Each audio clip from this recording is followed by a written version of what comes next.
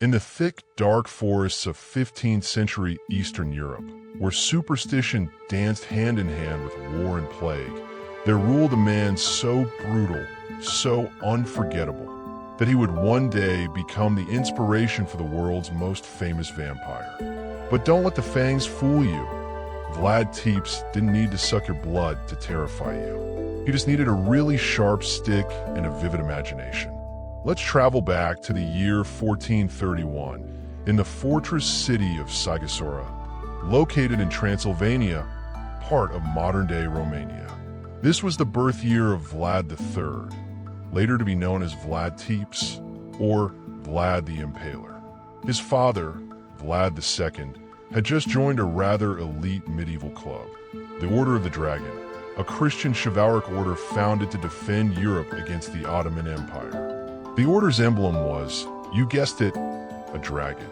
So Vlad II became known as Vlad Dracula, or Vlad the Dragon. This made little Vlad the son of the dragon, which in Romanian becomes Dracula. That's right, Dracula wasn't just a vampire. He was someone's kid trying to live up to the world's goriest legacy. But the road to darkness wasn't just genetic. At age 11, Vlad and his younger brother Radu were handed over to the Ottomans as political hostages, a common practice to ensure their father's loyalty. Think of it like medieval boarding school, but with more torture. While Radu got along quite nicely, even converting to Islam and becoming close to Sultan Mehmed II, Vlad was, let's just say, less thrilled with the accommodations. He developed a deep hatred for the Ottomans and an even deeper love for revenge. By the time he returned to Wallachia in his late teens, Vlad was like a medieval Batman, except instead of bats and gadgets, he had trauma, anger issues, and a steak fetish. He briefly seized the throne in 1448, lost it, regained it again in 1456, and held on to it for a good stretch. 5 solid years that would go down in history as a bloodbath so extreme, it makes Game of Thrones look like Mr. Rogers' Neighborhood. Now let's talk about the title he's most famous for. Țepeș, meaning the Impaler. It wasn't just a nickname, it was practically a job description. Vlad perfected the art of impalement, driving long wooden stakes through the bodies of his enemies, sometimes vertically, sometimes horizontally, depending on his mood. Victims were left to die slowly over hours or even days. It was like performance art, except the audience didn't come back from intermission. Vlad didn't reserve his cruelty for foreign invaders, either. He had a particular grudge against the boyars, the local nobility who had betrayed and murdered his father and older brother. On Easter Day, yes, Easter, because why not celebrate resurrection with mass murder? Vlad invited the boyars to a feast. Midway through the celebration, he had them arrested, impaled some on the spot, and marched the rest hundreds of miles to rebuild a ruined fortress, many dying of exhaustion along the way. Congratulations, you've just attended the worst holiday dinner in history. But Vlad wasn't all murder and mayhem.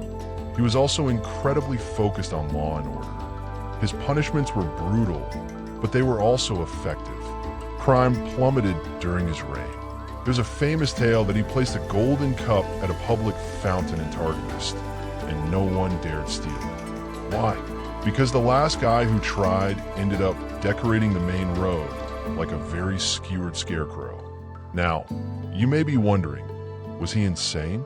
Was this just a power-hungry tyrant on a centuries-long ego trip? Yes and no.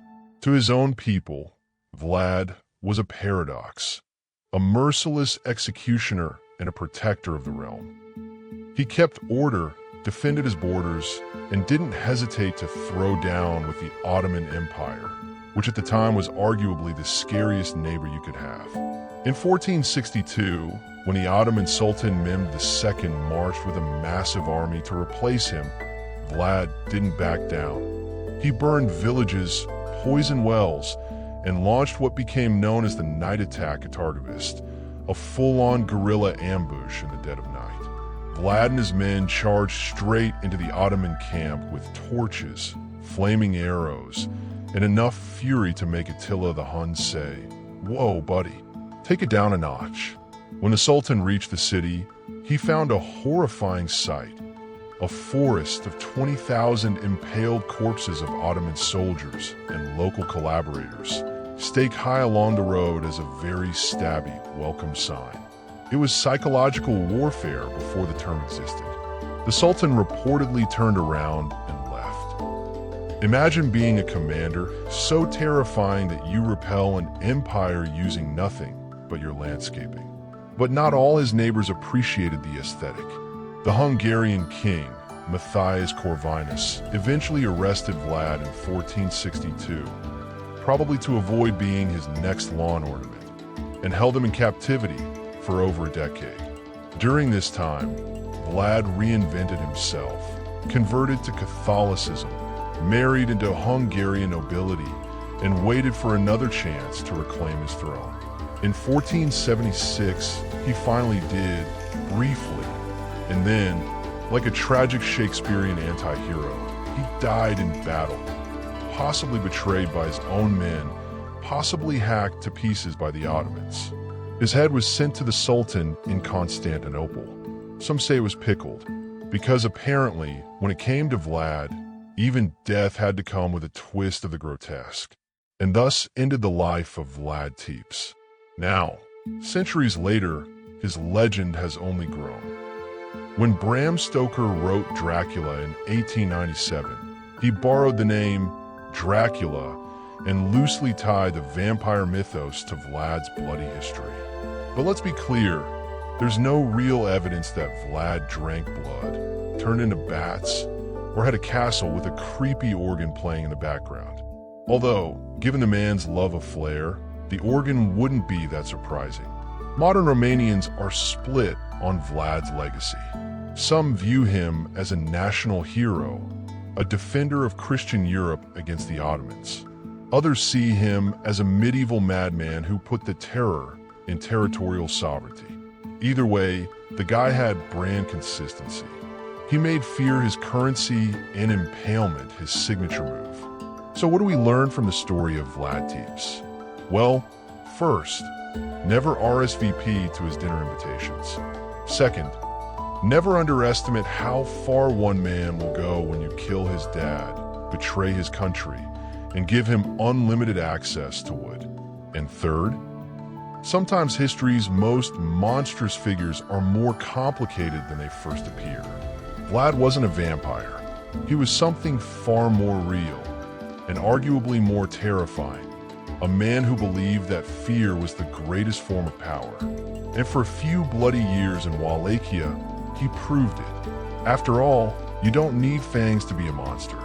Sometimes all it takes is a sharp mind, a sharper stake, and absolutely no chill whatsoever.